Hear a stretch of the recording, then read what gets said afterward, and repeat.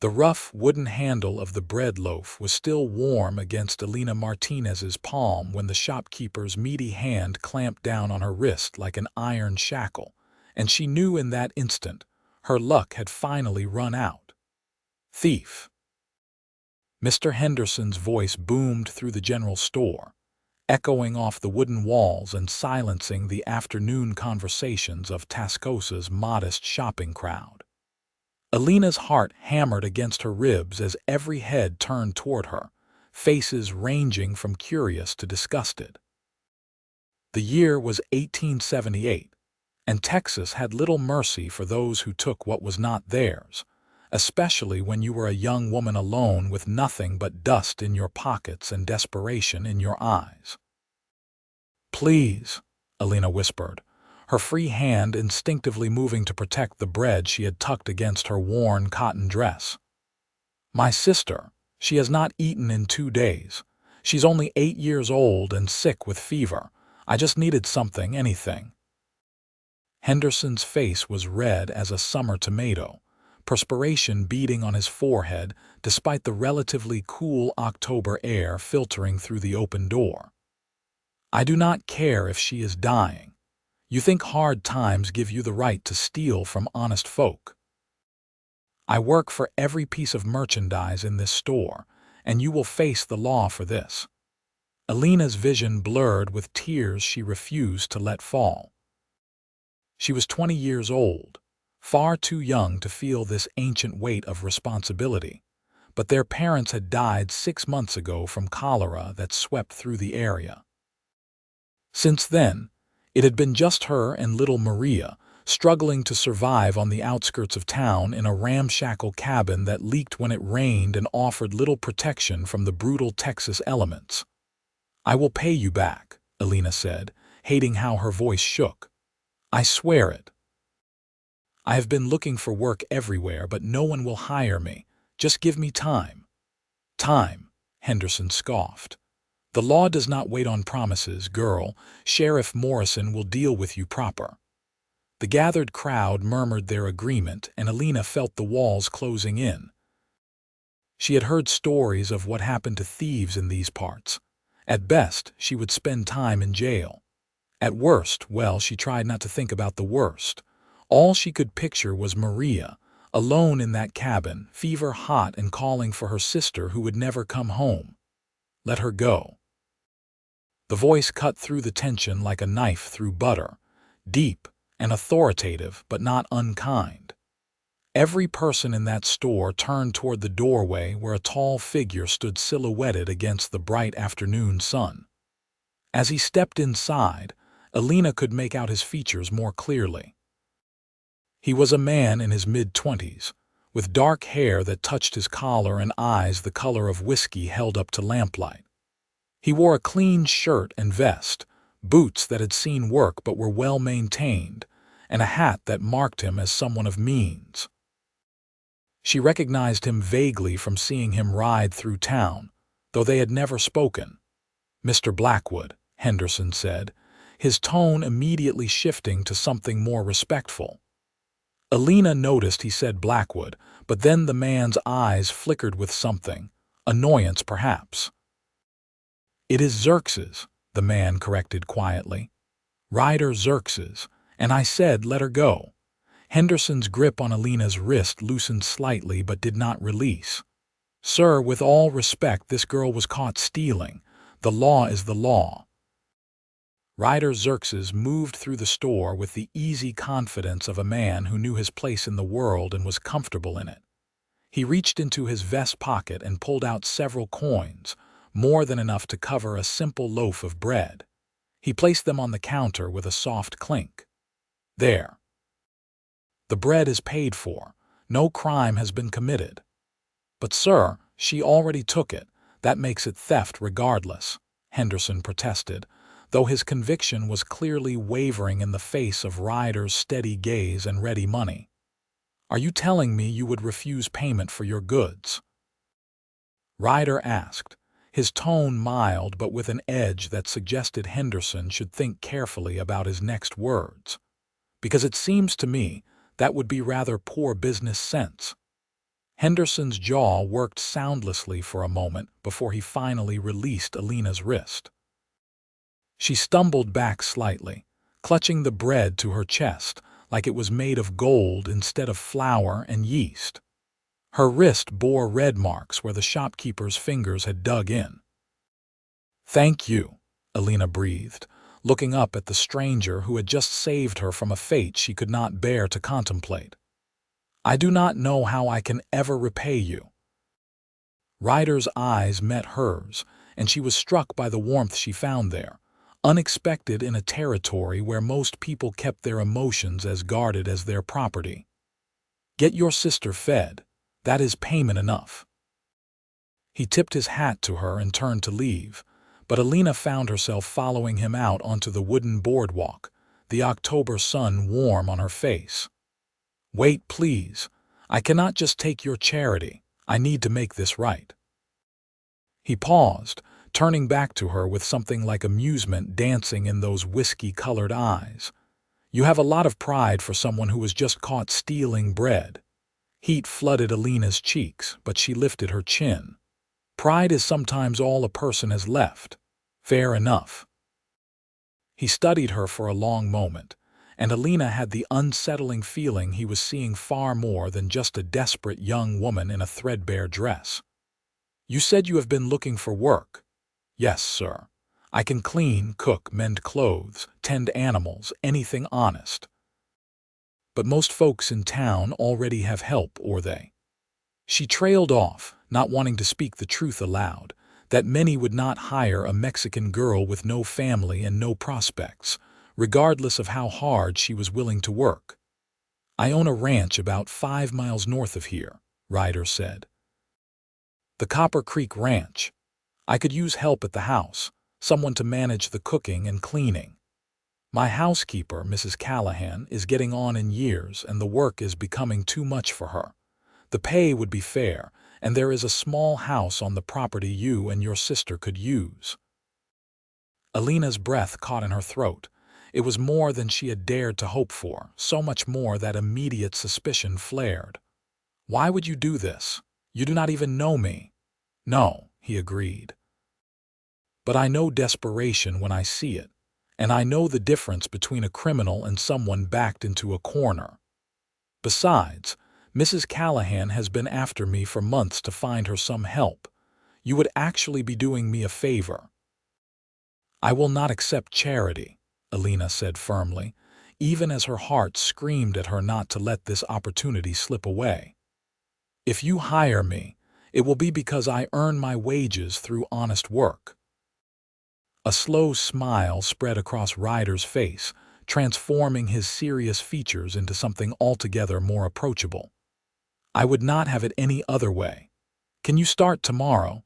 I will send a wagon for you and your sister at first light. Where are you staying?" Elena gave him directions to their cabin, hardly believing this turn of events. Just minutes ago she had been facing jail or worse, and now she had a job and a real home for Maria. It felt like a dream, the kind she was afraid she might wake from at any moment.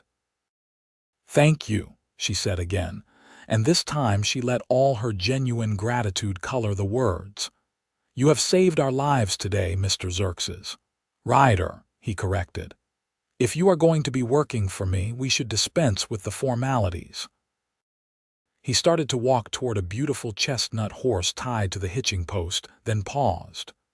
"Oh, and Miss Martinez, Elena." He smiled again. "Elena. After tomorrow, if you ever need anything, food, supplies, whatever, you come to me. Do not steal from anyone else.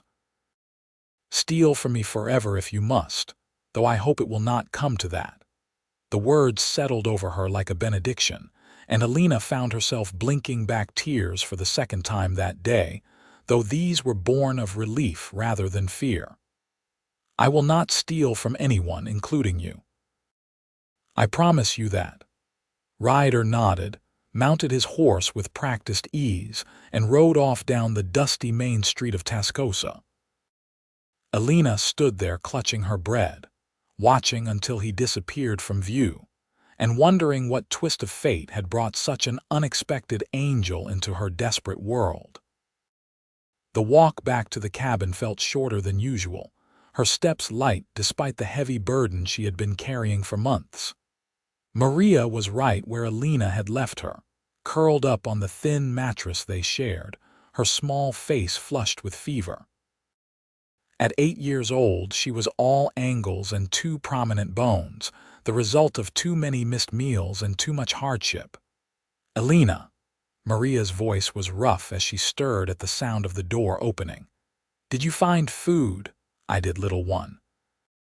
Elena tore off a piece of bread, not bothering with butter or jam they did not have, and helped Maria sit up enough to eat. "And I found us something even better. We have a job, a real job, and a house to live in." Maria's fever-bright eyes widened. "Truly, truly." "There is a rancher, Mr. Xerxes, and he has hired me to help at his house. We leave tomorrow for Copper Creek Ranch." Elena smoothed her sister's dark hair back from her forehead, relief washing through her as Maria managed to eat several bites of bread. "Everything is going to be all right now.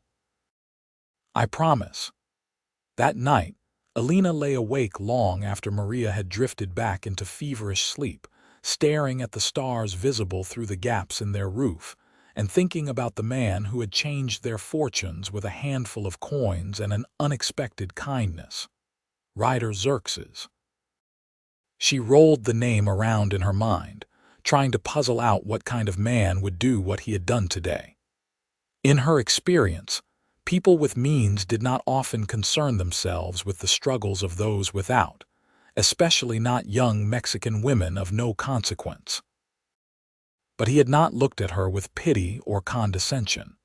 He had looked at her with understanding, as though he truly saw her as another human being worthy of respect and a chance. It was a novel enough experience that Elena was not quite sure what to make of it. Dawn came early, painting the Texas sky in shades of pink and gold. Elena had their meager belongings packed before the sun had fully risen, which was not difficult given how little they owned. A few changes of clothes, her mother's rosary, a photograph of their parents taken in better times, and Maria's rag doll that their father had made. Everything they had in the world fit into a single worn carpetbag. The sound of wagon wheels announced Ryder's arrival right on schedule. Elena had expected him to send a ranch hand, so she was surprised when she opened the door to find Ryder himself holding the reins, looking slightly less polished than yesterday in work clothes that had clearly seen actual labor. "Good morning," he greeted, hopping down from the wagon. His eyes went to Maria, who Elena had wrapped in their only blanket, and concern flickered across his face. "She is really sick." "The fever has been bad for 3 days now," Elena admitted, some of her worry leaking into her voice. "I have been doing everything I know to bring it down, but nothing seems to help." Ryder moved to lift Maria without asking permission, his movements gentle as he settled her into the wagon bed where he had arranged several blankets to make a comfortable nest. "There is a doctor in town, but Mrs. Callahan knows quite a bit about healing too. We will get her fixed up. Do not worry." The ease with which he offered help, as though it cost him nothing to care about the welfare of a sick child he did not know, only deepened Elena's confusion about this man. She climbed up onto the wagon seat, and they began the journey north toward Copper Creek Ranch. The landscape rolled by in waves of golden grass and scattered mesquite, the morning sun warm but not yet brutal. Ryder drove in comfortable silence for a while before speaking. "How long have you two been on your own?" "6 months," Elena replied, checking behind her to ensure Maria was still sleeping peacefully. "Our parents died in the cholera outbreak last spring. They had a small farm, but when they died, the bank took it for debts we did not even know existed. Everything happened so fast. One day we had a home and family, and the next we had nothing. I am sorry."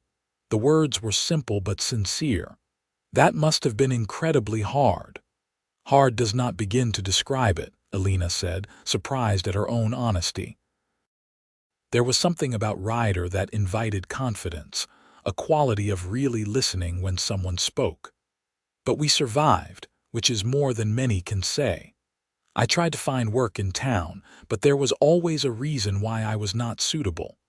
Wrong background, wrong family, wrong everything. Their loss, Ryder said firmly.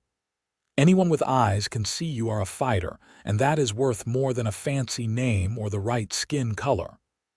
Elena glanced at him sharply, not accustomed to hearing such sentiments from Anglo ranchers, but his expression was entirely serious. You are different from most people around here. I hope so. A wry smile tugged at his mouth. My father was one of those people who cared more about a man's character than his circumstances. He taught me that treating people with basic human decency was not just good morals, it was good sense. I have tried to live by that. Elena caught the past tense. He died 2 years ago, a riding accident. Ryder's hands tightened slightly on the reins. Left me the ranch and everything that came with it. Some days I feel like I am still figuring out how to fill his boots. They fell into silence again, but it was companionable now, the silence of two people who had both known loss and understood its weight. The ranch came into view as they crested a low hill, and Elena could not stop the small gasp that escaped her. She had not known what to expect, but Copper Creek Ranch was far more impressive than she had imagined. The main house was a sprawling 2-story structure built from honey-colored stone and dark wood, with a wide porch that wrapped around the front and sides. Outbuildings dotted the property, all well maintained. A large barn, several corrals holding horses, a bunkhouse for the ranch hands, and off to the side, a small cottage that must be the house Ryder had mentioned. Green trees, cottonwoods probably, lined what must be the creek that gave the ranch its name, providing precious shade and the sound of running water.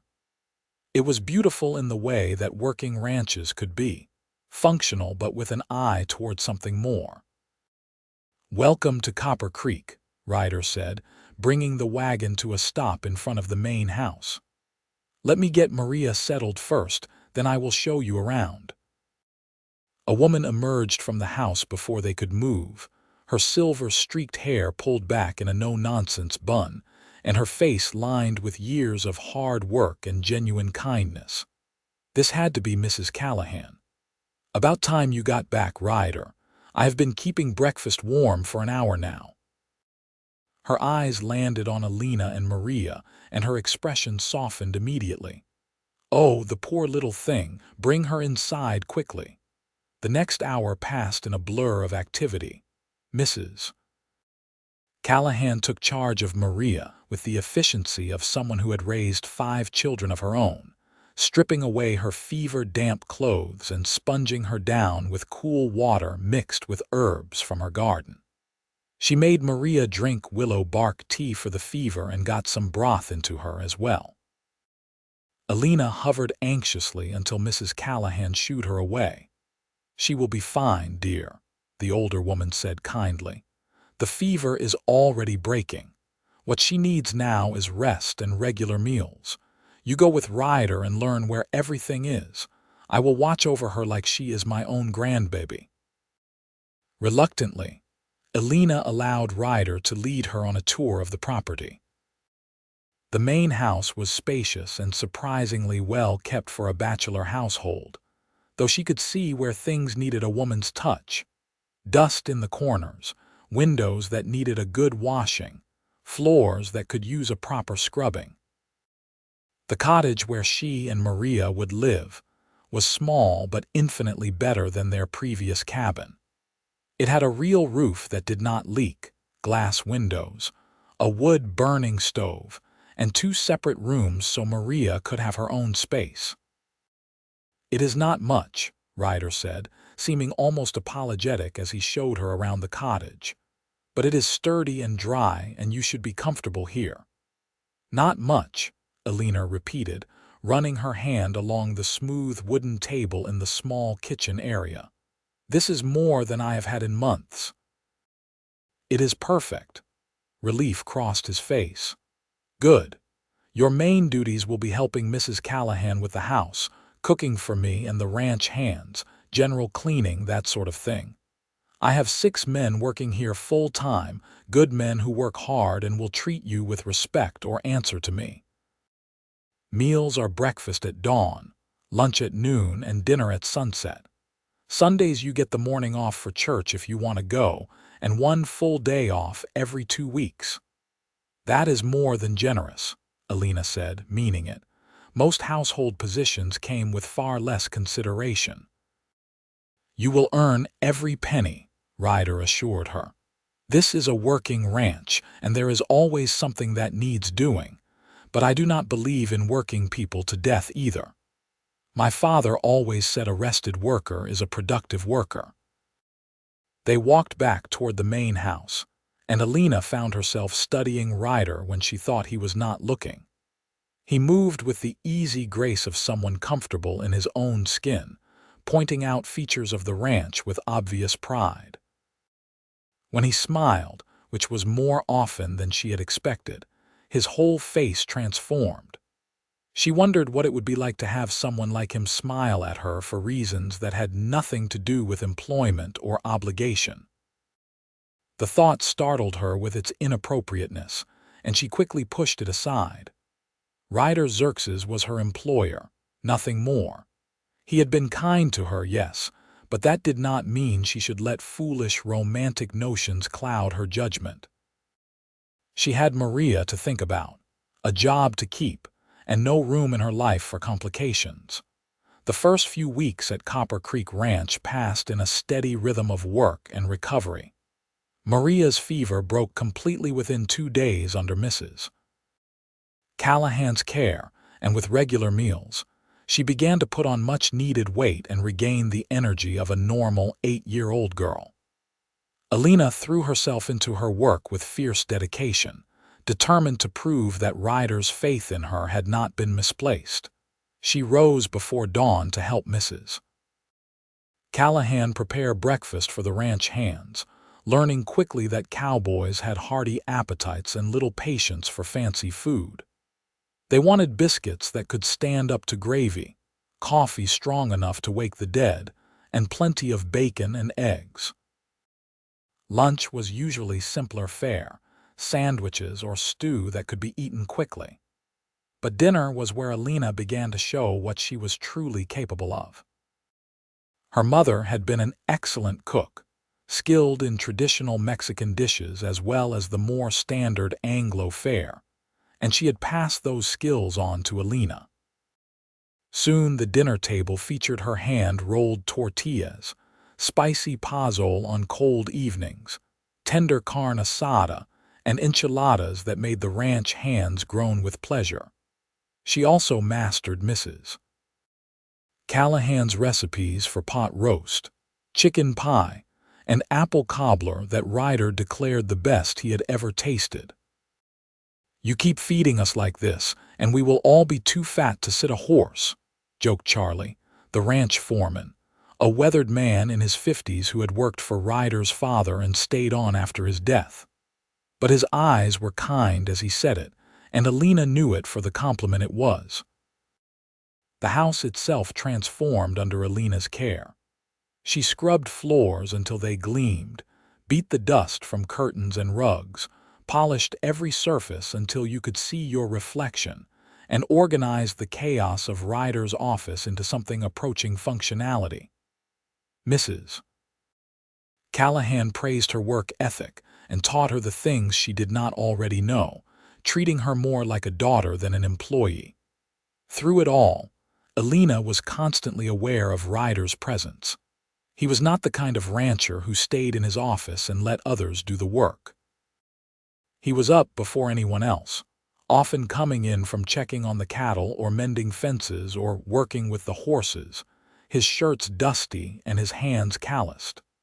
He treated his men with respect and expected the same in return. When he gave an order, it was obeyed not because people feared him, but because they respected him, and he was unfailingly kind to Elena and Maria. He never passed Maria without stopping to ask about her day or compliment the flower chains she had started making from the wildflowers that grew by the creek. He brought Elena extra supplies from town without being asked, always careful to present them as things she would need for her work rather than charity. When a cold snap hit in November, and he noticed Elena's threadbare shawl, a thick woolen cloak appeared on her doorstep the next morning with a note saying it had belonged to his late mother, and he thought she would want someone to get use from it. These small kindnesses began to add up in Elena's mind, creating a picture of a man whose generosity went far beyond the transactional relationship between employer and employee. She found herself looking forward to the times when their paths would cross, when she might catch a glimpse of his smile or hear his deep laugh when one of the ranch hands told a joke at the dinner table. It was dangerous territory, and Elena knew it. But knowing something intellectually and being able to control how you felt were two entirely different things. One evening in late November, after the dinner dishes had been washed and put away and Maria was already asleep in their cottage, Elena found Ryder standing on the porch of the main house, staring out at the darkening landscape. The temperature had dropped with the sunset, and she pulled the woolen cloak tighter around her shoulders as she approached. "It is beautiful out here at night," she said softly, not wanting to startle him. He glanced over and smiled, gesturing for her to join him. "That it is. Some nights I come out here and cannot quite believe this is all mine, that I get to call this place home." Elena leaned against the porch railing, following his gaze across the ranch. "You have built something good here. You should be proud." "Most of it was my father's doing," Ryder said. "I am just trying not to mess it up too badly." He was quiet for a moment, then added, "You have fit in well here, Elena, better than I could have hoped. Mrs. Callahan told me yesterday that you are the best help she has ever had, and that is saying something given how particular she can be." Warmth spread through Elena's chest at the praise. "I am just grateful for the opportunity. You gave Maria and me a life when we had none. I will never forget that." "You have earned everything you have gotten," Ryder said firmly. "Your work speaks for itself." He turned to face her more directly, and in the lamplight spilling from the windows, his eyes held an intensity that made Elena's breath catch. "Can I ask you something personal?" "Of course. That day in the general store, you said you would rather steal than beg. Why?" Elena considered the question carefully. "Begging requires you to accept that you are helpless, that your survival depends on the mercy of others. Stealing, wrong as it is, at least lets you keep the illusion that you have some control over your own fate. It is the difference between being acted upon and acting, even if the action is misguided." "You have a lot of pride," Ryder observed, echoing his words from that first day. "Too much, probably," Elena admitted. "My father used to say it would get me into trouble someday. I suppose he was right." "I do not think it is too much," Ryder said quietly. "I think it is part of what makes you who you are, and who you are is someone worth knowing." The words hung in the air between them, weighted with meaning Elena was almost afraid to examine too closely. Before she could formulate a response, a shout from the direction of the barn shattered the moment. "Boss, we got trouble." Ryder was off the porch in an instant, Elena right behind him despite knowing she probably should stay back. They found Charlie and two other ranch hands clustered around one of the corrals where several horses milled nervously. "What happened?" Ryder demanded.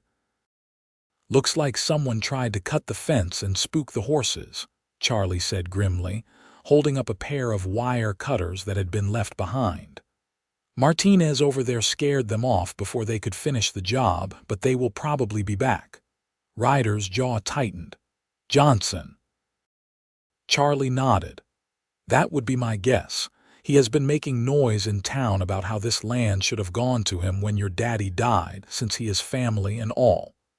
He is my father's cousin twice removed, Ryder said flatly, and Dad left the ranch to me for good reason. Harold Johnson is a drunk and a poor excuse for a rancher.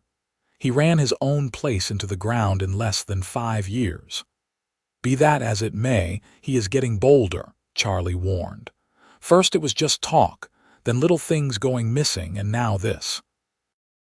You might want to think about getting the sheriff involved before someone gets hurt.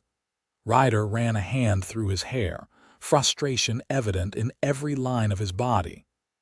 Do what you can to secure the property tonight. Post watches and shifts. I will ride into Tascosa tomorrow and talk to Sheriff Morrison, see what can be done legally. He glanced at Elena, who had been listening with growing concern. You and Maria stay close to the house until this is sorted out. I do not think Johnson would hurt a woman or a child, but I would rather not take chances. Elena nodded, though unease curled in her stomach. She had thought they had finally found safety here, but it seemed trouble had a way of finding people no matter where they went. The next few days were tense. Ryder did talk to the sheriff, but without concrete proof that Harold Johnson was behind the vandalism, there was little the law could do. The ranch hands increased patrols, and Ryder himself barely slept, often staying up through the night to keep watch. Elena saw the strain it put on him, the way his shoulders carried tension and his smiles came less frequently. She wanted to help but did not know how. Then, one afternoon while cleaning Ryder's office, she found a ledger that showed the ranch finances. She had not meant to pry, but her eyes caught on the numbers despite herself, and what she saw made her frown. The ranch was profitable, but barely, with most of the money going right back into operations and upkeep. There was no cushion for emergencies, no savings to fall back on if something went wrong. That evening, after Maria was in bed, Elena found Ryder in the barn checking on a mare who was close to foaling. "Can I talk to you about something?" He looked up from where he was running his hands along the mare's swollen belly, one eyebrow raised in question. "Always. What is on your mind?"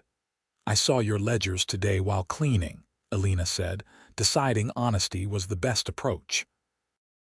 "I was not trying to snoop, but I could not help noticing the financial situation. You are barely breaking even." Ryder's expression went carefully neutral. "The ranch is doing fine." "The ranch is one bad season away from serious trouble," Elena corrected gently. "And with Johnson causing problems, things could get worse. Have you thought about diversifying? Maybe adding some crops that do well in this soil or expanding into sheep along with the cattle?" "Sheep?" Ryder looked almost amused. "This is cattle country, Elena. The men would revolt." "Sheep are profitable," Elena pressed. "My father raised both, and the sheep brought in steady money even in years when the cattle prices dropped. Plus, the wool is another income source. And if you planted some winter wheat in the south pasture, where the soil is richer, that could provide both feed for the animals and surplus to sell." Ryder studied her with new interest. "You know about ranching." "I grew up on a farm," Elena reminded him. "I paid attention. My father used to talk to me about the business side of things when my mother said he was boring her to tears with all the numbers. I liked understanding how it all worked together. Most people in your position would not think about their employer's financial situation," Ryder said slowly. "They would just do their job and take their pay." Elena met his gaze steadily. "You gave me and Maria a home when we had nothing. That makes your success my concern. Besides, if the ranch fails, we all suffer. It is practical, not just loyal." A slow smile spread across Ryder's face, the first genuine one Elena had seen in days. "Has anyone ever told you that you are remarkable?" Heat flooded her cheeks, and she looked away. "I am just practical." "No," Ryder said, moving closer. "You are remarkable. You are smart and resourceful and brave, and I thank God every day that I walked into that general store when I did." He reached out and gently tilted her chin up so she had to meet his eyes. "Elena, I need to be honest with you about something." Her heart was hammering so hard she was certain he must be able to hear it. "What?" "I did not just hire you because I needed help around the house," Ryder admitted. "I mean, I did need help, that part was true. But from the moment I saw you in that store, fighting for your sister despite knowing what it would cost you, I could not stop thinking about you. These past weeks, getting to know you, seeing how you care for Maria and throw yourself into everything you do, it has only made those feelings stronger." He paused, searching her face. "I know this is inappropriate. You work for me, and that makes the power dynamic complicated. If you want me to stop talking right now and never mention this again, I will. But I had to tell you the truth. I am falling in love with you, Elena Martinez, and I cannot keep pretending otherwise." The world seemed to tilt on its axis. Elena had let herself imagine in her most secret dreams that maybe Ryder felt something for her beyond employer regard. But hearing him say it out loud, seeing the vulnerability in his eyes, was almost overwhelming. "You love me," she whispered. "I am falling that way, yes," Ryder confirmed, fast and hard without any sense of self-preservation. His thumb traced along her jaw, a feather-light touch that sent shivers down her spine. "You do not have to say anything back. I just needed you to know, needed to be honest." Elena's mind was racing, but her heart knew what it wanted. "I feel it too," she confessed. "I have been trying to talk myself out of it, telling myself it was foolish and inappropriate, and that I should just focus on my work. But my heart does not seem to care about any of that. When I see you, I feel like I can breathe properly for the first time all day. When you smile at me, it is like the sun coming out from behind clouds. I do not know if that is love yet, but it is definitely the beginning of it." Ryder's smile was brilliant, transforming his whole face. "Yeah? Yeah," Elena confirmed, her own smile matching his. He cupped her face in both hands, moving slowly to give her every chance to pull away, and kissed her. It was soft and sweet, nothing demanding or presumptuous, just a perfect first kiss that tasted of possibilities and new beginnings. Elena's eyes fluttered closed as she leaned into it, one hand coming up to rest against his chest where she could feel the strong, steady beat of his heart. When they finally pulled apart, both were slightly breathless. Ryder rested his forehead against hers, his thumb stroking her cheek. "I have wanted to do that for weeks." "I am glad you finally did," Elena murmured. Then reality began to creep back in, bringing concerns with it. "But Ryder, what does this mean? I still work for you. People will talk if they think there is something between us." "Then we will deal with it together," Ryder said firmly. "I will not hide how I feel about you, Elena. You deserve better than to be someone's secret, but we can take this at whatever pace makes you comfortable. There is no rush." Elena appreciated that more than she could say. As much as her heart soared at this development, her practical side knew they needed to be careful. "Maybe we should be discreet for now, just until we see where this goes. I do not want Maria to get confused, and I do not want to give Johnson or anyone else more ammunition to use against you." "If that is what you want," Ryder agreed, though she could see the disappointment in his eyes. "Just know that as far as I am concerned, this is not some passing fancy. I am serious about you." "I know," Elena said softly. "That is what makes it so terrifying and wonderful at the same time." They talked long into the night, sitting in the hay of the barn with the horses providing gentle background noise. They shared stories from their childhoods, dreams they had for the future, fears they had never voiced to anyone else. Elena told him about the months after her parents died, the desperation that had driven her to that general store. Ryder told her about the weight of inheriting the ranch, the fear that he would fail his father's legacy. By the time Elena finally slipped back to her cottage in the early hours of the morning, she felt like she knew Ryder Xerxes on a level she had never known another person. It should have been frightening, that vulnerability, but instead, it felt like coming home. The next several weeks brought changes both welcome and challenging. Elena and Ryder stole moments together when they could, careful to maintain the appearance of a professional relationship in front of others. A lingering glance across the dinner table. Fingers brushing when he handed her something. Brief conversations in the evening that left Elena's heart racing and her cheeks flushed. But Ryder also took her suggestions about the ranch seriously. He consulted with Charlie and the other hands about adding sheep to their operation, researching breeds that would do well in the Texas climate. He rode out to examine the south pasture himself and agreed that winter wheat would be a good addition. The changes would take time and investment, but they offered hope for a more stable future. Meanwhile, the situation with Harold Johnson escalated. More fences were cut, several head of cattle went missing, and one night someone tried to set fire to the hay barn. Fortunately, the night watch spotted it quickly and doused the flames before serious damage was done. But everyone knew it was only a matter of time before Johnson tried something more dangerous. "This cannot continue," Elena said one evening after hearing about the latest incident. "He is getting bolder, which means he is going to get sloppier, and sloppy people make deadly mistakes." "I know," Ryder said, his jaw tight with frustration. "But short of catching him in the act or getting him to confess, my hands are tied.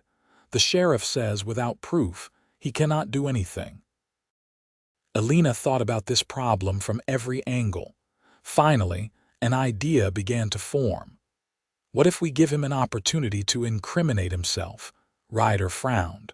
"What do you mean? We know Johnson wants the ranch, or at least wants to hurt you enough that you might be willing to sell. What if we let it be known that you are considering selling, that the recent troubles have you thinking it is not worth the fight? We could even have you be seen in town talking to potential buyers.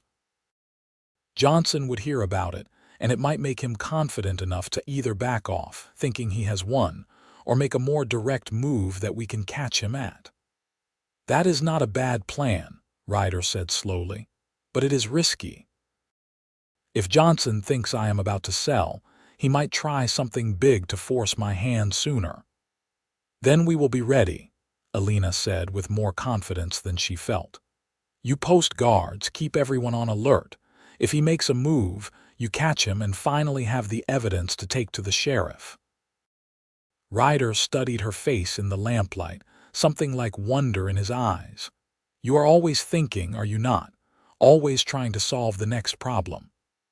"Someone has to," Elena said with a slight smile. "You are too busy being noble and trying to do everything by the book." He laughed and pulled her into his arms, right there in his office where anyone could walk in. Elena knew she should pull away, maintain the discretion they had agreed upon, but she could not make herself move. She felt safe here, wrapped in his embrace like nothing bad could touch them as long as they were together. "I love you," Ryder said softly against her hair. "I know it is fast. I know we have only known each other a couple of months, but I am certain of it. I love you, Elena." Her breath caught. They had been dancing around the words since that night in the barn, but hearing him say them so plainly, with such conviction, made them real in a way they had not been before. "I love you too," Elena whispered back, and felt his arms tighten around her. "I do not know when it happened exactly, but somewhere between stealing bread and now, I fell completely in love with you." They stood like that for a long moment, just holding each other. Then reality intruded in the form of footsteps on the porch, and they sprang apart just before Charlie knocked and entered. "Sorry to interrupt, boss," the foreman said, though his knowing look suggested he had a pretty good idea what he had almost interrupted. "But we got a problem with the north fence line. Looks like someone drove a wagon through it and half the herd has scattered." Ryder swore under his breath. "Johnson, who else?" Charlie said grimly. "This is getting out of hand, Ryder. Something has to be done." "It will be," Ryder promised. "Elena and I were just discussing a plan. Let me fill you in." The plan was set in motion the next day. Ryder rode into Tascosa and made sure to be seen having conversations with several men known to be land speculators. He talked loudly in the saloon about how the recent troubles had him reconsidering ranching, how maybe it was time to sell and try his luck elsewhere. Word spread through the small town like wildfire, and by evening, everyone knew that Ryder Xerxes was thinking about leaving Copper Creek.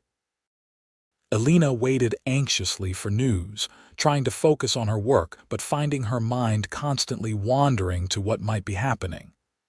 Mrs. Callahan noticed her distraction and finally cornered her in the kitchen. "All right, out with it," the older woman said. "You have been jumping at shadows all day, and I want to know why." Elena hesitated, then decided Mrs. Callahan had earned the truth. She explained the plan to draw Johnson out, leaving out only the more personal aspects of her relationship with Ryder. Mrs. Callahan listened with a frown. "That is a dangerous game you are playing. Johnson is desperate, and desperate men do foolish things." "I know," Elena admitted, "but we cannot just wait for him to hurt someone or destroy the ranch.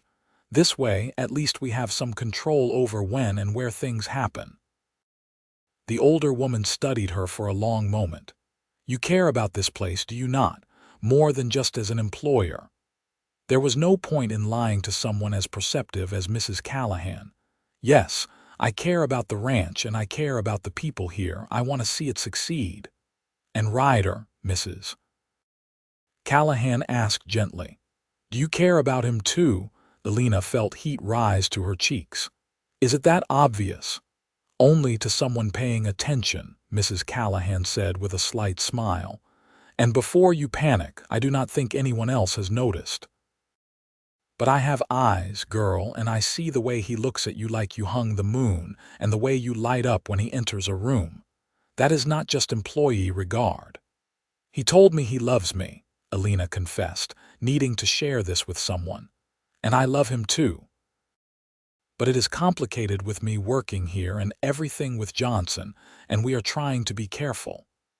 Mrs. Callahan surprised her by pulling her into a warm hug. "Love is always complicated, dear. If it were easy, it would not be worth having. Ryder is a good man, one of the best I have ever known. If he has chosen to give his heart to you, then you must be someone special indeed." The words were a balm to Elena's worried soul. She hugged Mrs. Callahan back, grateful for the older woman's wisdom and support. 2 days later, the plan bore fruit in the worst possible way. Elena woke in the middle of the night to the smell of smoke and the sound of shouting. She bolted from bed, throwing on a robe and rushing outside to find the main house engulfed in flames, orange and red tongues of fire licking up the wooden sides and consuming everything in their path. "Maria, stay here," Elena shouted at her sister, who had followed her out in her nightgown. "Do not move from this cottage, do you understand?" Wide-eyed with fear, Maria nodded. Elena ran toward the burning house, her heart in her throat. Where was Ryder? Had he gotten out? The ranch hands were forming a bucket brigade from the creek, but everyone knew it was a losing battle. The house was old and dry, and the fire had too much of a head start. "Where is Ryder?" Elena grabbed Charlie's arm, shouting to be heard over the roar of the flames and the chaos. "Did he get out? I do not know, Charlie yelled back. The fire started so fast, we are not sure who made it out and who did not. Terror like Elena had never known gripped her. Without thinking, she started toward the house, but strong hands caught her around the waist and hauled her back. She fought against the grip, screaming Ryder's name. "He's not in there," a familiar voice said in her ear, and Elena went limp with relief as she recognized Ryder's deep tones. He spun her around, his face streaked with soot and his eyes wild. "I am here. I am all right." Elena threw her arms around him, not caring who saw or what they thought. "I thought you were inside. I thought you were dead." "I was sleeping in the barn," Ryder explained, holding her tight. "I had a feeling something might happen tonight, so I wanted to be closer to the horses. When I saw the flames, I woke everyone in the bunkhouse, but by then the house was already gone." His voice cracked. "My father's house, everything he built." "You are alive," Elena said fiercely, pulling back to cup his face in her hands. "The house can be rebuilt. You cannot be replaced." A shout went up from near the road, and everyone turned to see a figure on horseback silhouetted against the flames. Even from a distance, Elena could make out Harold Johnson's distinctive slouch and the whiskey bottle he raised in mocking salute. "You should have sold when you had the chance, boy." Johnson's voice carried across the yard, slurred with drink and triumph. "Now you have got nothing. The land will be mine after all." Fury transformed Ryder's face into something Elena had never seen before, hard and dangerous. He started toward his horse, but Charlie and two other ranch hands caught him. "Let the sheriff handle it," Charlie urged. "We all heard him confess just now. That is enough to put him away." "He burned down my house," Ryder shouted, still struggling. "My father's legacy." "And he will pay for it," Charlie promised. "But not like this. You go after him now, it is just what he wants. He will claim self-defense and you will end up in jail instead of him. Let the law work, Ryder." Slowly, the fight went out of Ryder's body and he sagged against the men holding him. Elena went to his side, slipping her hand into his and squeezing tight. "Charlie is right. Johnson just confessed in front of a dozen witnesses. He is done. You have won." Ryder looked at the burning house, grief and rage warring in his expression. "It does not feel like winning." The fire burned through the night, and by morning there was nothing left of the main house except a smoking ruin and memories. True to Charlie's prediction, Sheriff Morrison arrived by midday to arrest Harold Johnson, who had apparently passed out drunk in a ditch just outside of town. With so many witnesses willing to testify to his confession, Johnson's fate was sealed. He would face charges of arson and attempted murder, along with the various acts of vandalism he had committed over the past weeks. But knowing Johnson would face justice did little to ease the loss. The house had been more than just a building. It had been the heart of Copper Creek Ranch, filled with memories of Ryder's father and the life he had built. Now it was gone, reduced to ashes and charred timber. "What will you do?" Elena asked quietly as they stood looking at the ruins the next day. Maria was playing by the creek with a rag doll, far enough away that they could speak privately. "Rebuild," Ryder said, his voice rough with exhaustion and emotion. "What else can I do? This ranch is my father's legacy. I will not let Johnson's hatred destroy it." He turned to look at Elena and something shifted in his expression, determination replacing despair. "But I want to rebuild it as more than just my father's dream. I want it to be ours."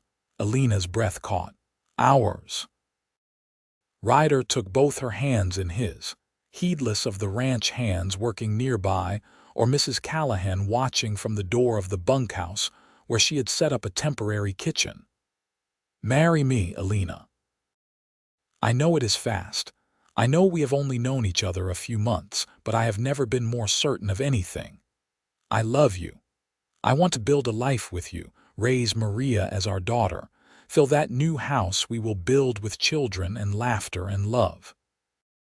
I want to grow old with you on this land, watching the sunsets from our porch and knowing that everything we have we built together." Tears streamed down Elena's face, but she was smiling so wide it almost hurt.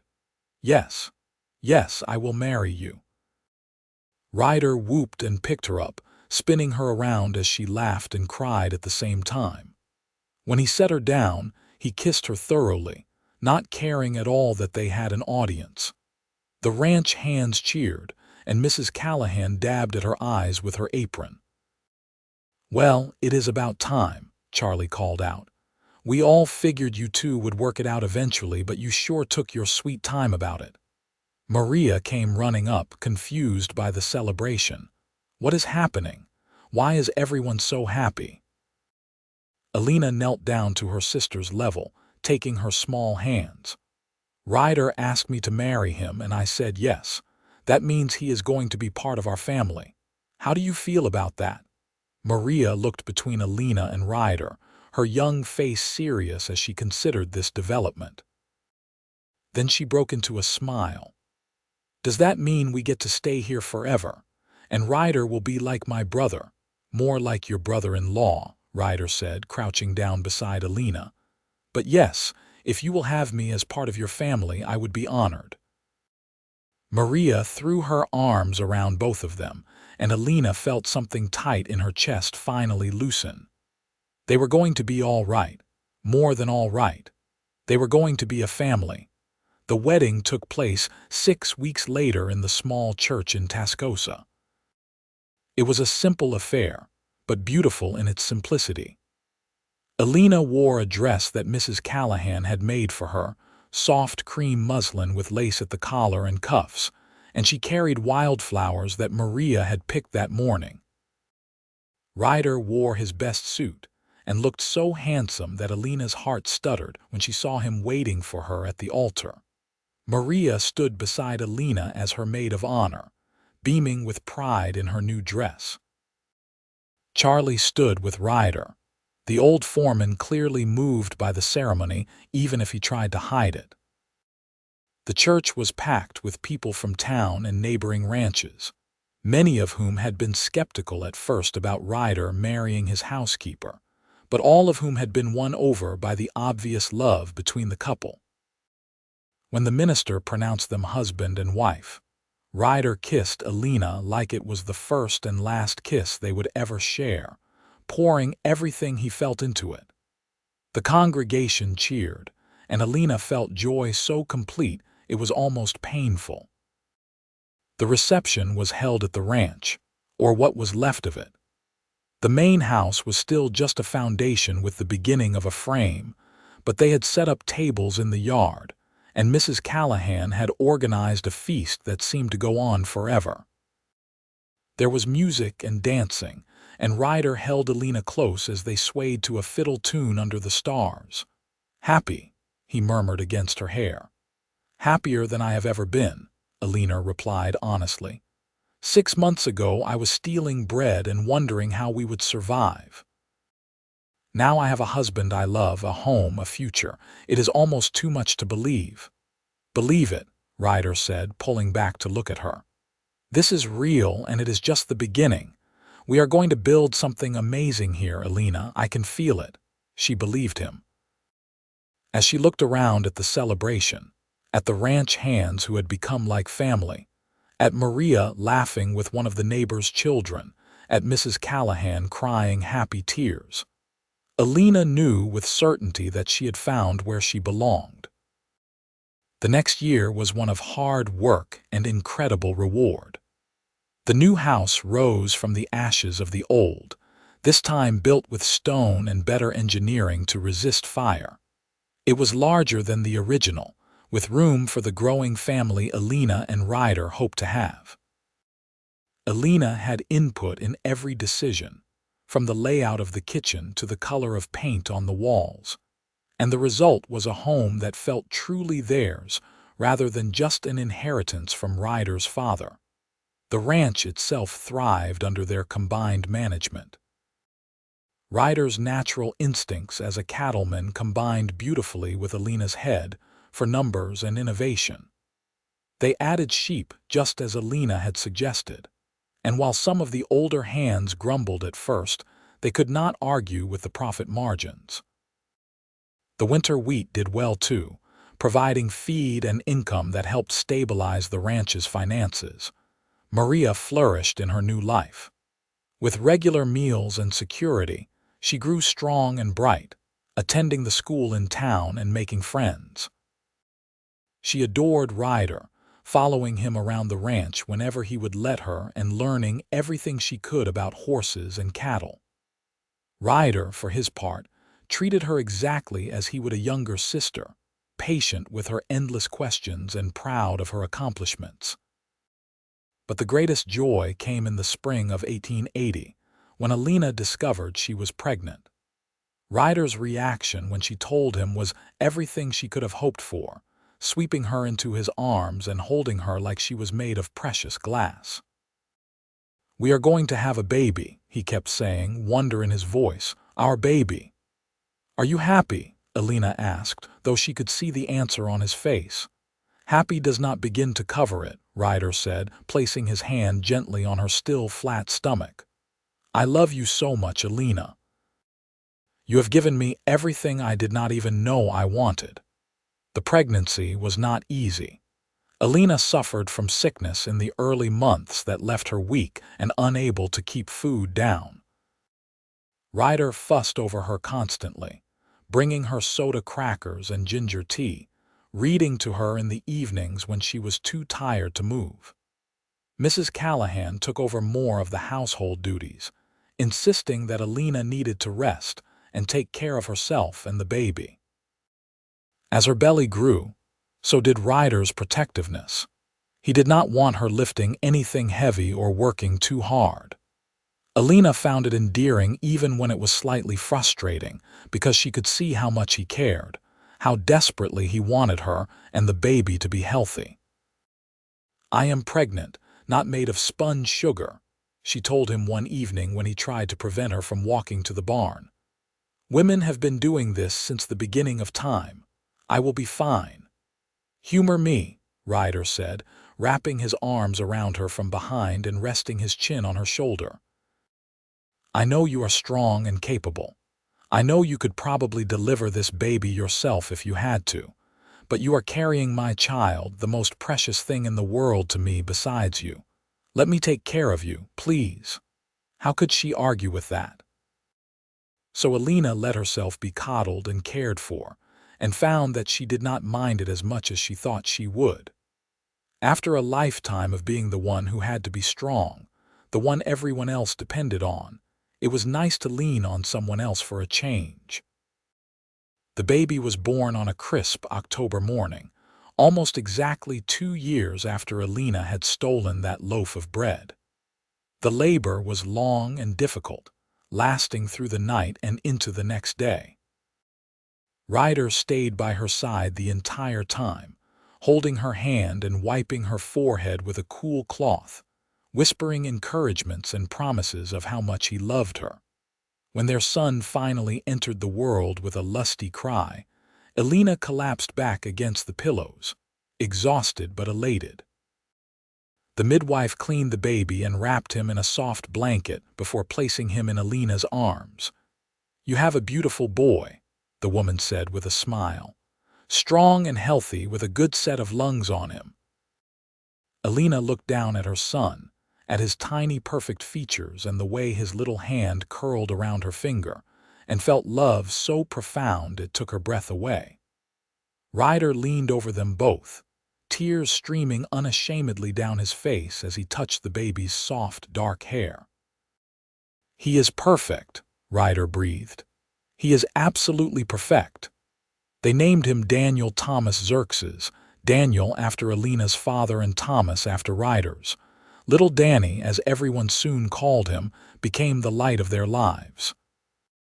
He was a happy baby, quick to smile and rarely fussy, and he looked like a perfect blend of both his parents with Ryder's whiskey-colored eyes and Elena's dark hair. Maria adored her nephew, constantly wanting to hold him and help with his care.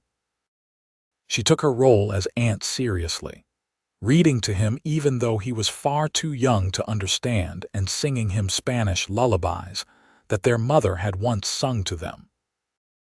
Life settled into a new rhythm, one that included nighttime feedings and diaper changes alongside the work of running the ranch. Elena had worried she would not be able to balance everything, but Ryder proved to be a devoted father, sharing the responsibilities of childcare equally. Many times Elena would wake in the night to find Ryder already up with Danny, walking him around the bedroom and humming softly until the baby fell back asleep. "You do not have to do that," Elena told him one night, watching from the bed as Ryder swayed with their son. "I can take care of him." "I know you can," Ryder said softly, "but I want to. I want to be here for every moment, even the exhausting 3 in the morning ones. He will not be this small forever, and I do not want to miss any of it." Those words captured everything Elena loved about her husband. He did not see fatherhood as a burden or a woman's work. He embraced it fully and found joy in even the most mundane tasks. As Danny grew from a baby into a toddler, the ranch continued to prosper. Word of their success with sheep and wheat spread to other ranchers, many of whom came to ask Ryder's advice. He was always generous with his knowledge, earning him respect throughout the region and establishing Copper Creek as one of the most successful operations in that part of Texas. Elena found fulfillment not just in her family, but in the business side of the ranch as well. Ryder valued her input, discussing major decisions with her and trusting her judgment on financial matters. They were true partners in every sense of the word, building something together that neither could have achieved alone. Harold Johnson, meanwhile, had been sentenced to 10 years in prison for arson and the various other crimes he had committed. The land he had owned, what little was left of it, was sold to pay his debts. Ryder bought it, not out of spite but because it bordered Copper Creek and would allow him to expand operations. It felt like justice in a way, that Johnson's hatred had ultimately led to Ryder becoming even more successful than he had been before. On a warm evening in the summer of 1882, Elena stood on the porch of their home watching the sun set over Copper Creek Ranch. Danny played at her feet with his wooden horses, making galloping sounds and narrating elaborate stories only a 3-year-old could dream up. Maria sat in one of the rocking chairs studying for an exam, now 12 years old and growing into a lovely young woman. And Ryder was riding in from checking the cattle, his form silhouetted against the golden sky. Elena's hand drifted to her stomach, where another baby grew. They had only just confirmed the pregnancy a few days ago, and she had not yet told Ryder. She was waiting for the right moment, wanting to see his face when she shared the news. Ryder dismounted and tied his horse to the post, then bounded up the porch steps with the easy energy of a man who loved his life. He kissed Maria on the top of her head, scooped Danny up to toss him in the air, eliciting delighted giggles, and then came to Elena, pulling her into his arms for a kiss that still made her heart race even after 4 years together. "Beautiful evening," he said, looking out over the land they had built together. "It is," Elena agreed. Then, unable to wait any longer, she added, "and it is about to get even better. We are going to have another baby." Ryder's eyes widened, and then he let out a whoop of joy that made Danny laugh and Maria look up from her books with a smile. He lifted Elena carefully, spinning her around before setting her down and kissing her deeply. "Another baby," he said wonderingly. "Our family keeps growing." "Are you happy?" Elena asked, the same question she had asked before but needing to hear his answer again. "I am the happiest man alive," Ryder declared. He looked around at the porch, at Maria and Danny, at the house and the land stretching out before them. "You know, 4 years ago you were caught stealing bread and I said you could steal from me forever if you needed to. But the truth is, you never stole anything. You gave me everything. My home, my family, my happiness. You gave me the life I always wanted but never thought I could have. Tears pricked Elena's eyes. You saved me first. If you had not walked into that store when you did, I do not know where Maria and I would be now. We saved each other, Ryder said, taking her hand, and we will keep saving each other every day for the rest of our lives. Elena believed him. As she stood there surrounded by the family they had built and the home they had created, she knew with absolute certainty that she had found her place in the world. Not just a place to survive, but a place to truly live and love and thrive. Their second child, a daughter they named Rose Catherine, was born in the spring of 1883. She had her mother's dark eyes and her father's easy smile, and from the moment she entered the world, she had her entire family wrapped around her tiny finger. Danny was entranced by his baby sister, wanting to hold her constantly and declaring himself her protector. The years that followed were full in the best possible way. The ranch grew and prospered, becoming one of the most successful in the region. Ryder's reputation as a fair employer and skilled rancher meant he never lacked for good help, and the Copper Creek brand became synonymous with quality. Maria grew into a confident young woman, graduating from school with honors and eventually marrying a young doctor who moved to Tascosa. Elena and Ryder walked her down the aisle together, both crying happy tears as their little sister and daughter started her own family. She settled just a few miles away, and her visits with her own children became a regular joy. Danny and Rose grew up running wild on the ranch, learning to ride before they could read and developing the same love for the land that their parents shared. They fought like all siblings did, but were fiercely protective of each other, a united front against the world. 2 more children joined the family in the following years, another son named James, and then finally a daughter named Lily. The house that had once seemed so large filled with noise and laughter, with muddy boots by the door and toys scattered across the floors, and the kind of beautiful chaos that came from a family full of love. Elena and Ryder grew older together, their hair gaining threads of silver and their faces showing the marks of years spent working under the Texas sun. But their love never diminished. If anything, it grew stronger with each passing year, deepened by shared experience and proven through countless small acts of devotion. On their 20th wedding anniversary, Ryder took Elena back to Tascosa, to the general store where they had first met. Mr. Henderson had long since retired, but the store was still there, looking much the same as it had all those years ago. "You know what I realized?" Ryder said as they stood looking at it. "If I had been 5 minutes earlier or later that day, I might have missed you. Our whole life together might never have happened. But you were not," Elena said, squeezing his hand. "You were exactly where you needed to be, exactly when you needed to be there. Some people would call that fate. I call it the best luck of my life," Ryder replied. He turned to her, and in his eyes she could still see the young man who had paid for stolen bread and offered a chance at a new life. "I love you, Elena Xerxes, more today than yesterday and less than tomorrow." "I love you too," Elena said, her heart as full as it had been on their wedding day. Forever and always. They walked back to where their grown children waited with the wagon that would take them home to Copper Creek Ranch.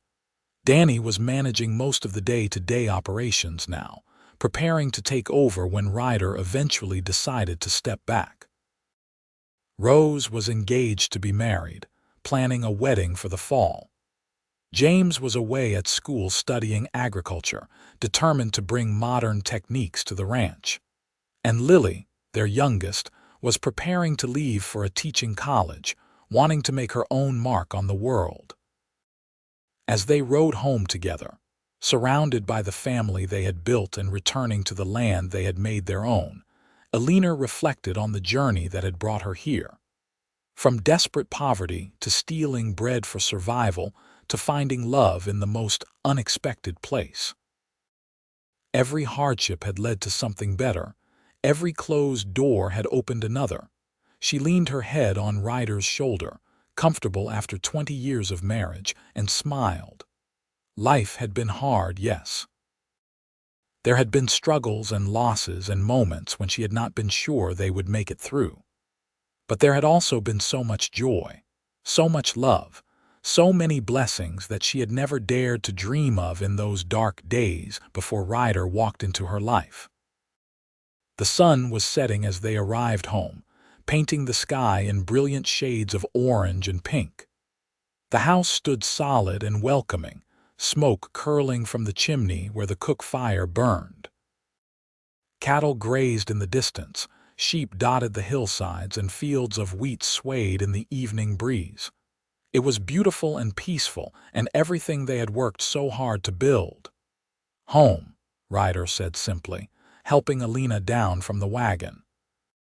"Home," Elena agreed, taking his hand as they walked toward the house. And it was home in every sense of the word. Not just a place they lived, but the life they had created together. Built from nothing but love and determination, and the willingness to see possibility where others saw only problems. Elena had started by stealing a loaf of bread, and Ryder had told her she could steal from him forever. But what they had actually stolen was time, precious years together that might never have been if not for that chance meeting in a general store on an October afternoon. They had stolen happiness from desperation, built a family from loneliness, and created a legacy that would outlast them both. And through it all, they had loved each other with a fierce and abiding devotion that proved what Elena had always believed deep in her heart. That sometimes the worst moments in life were just the beginning of something beautiful. Inside the house, their children were preparing dinner, their laughter and conversation drifting out through the open windows. Grandchildren would come soon, and then great-grandchildren, generation after generation built on the foundation Elena and Ryder had laid together. The ranch would continue, the family would grow, and the story of how it all began would be passed down through the years. But for now, in this perfect moment at sunset, it was just the two of them. Elena and Ryder, standing hand in hand on the porch of the home they had built, looking out over the land they had tended, surrounded by the family they had created. A thief and a rancher who had taken a chance on each other, who had built something lasting from a single act of desperate courage and unexpected kindness. "Thank you," Elena said softly. Ryder looked at her in surprise. "For what?" "For seeing me," Elena replied. "For seeing past the circumstances to who I really was. For giving me and Maria a chance when no one else would.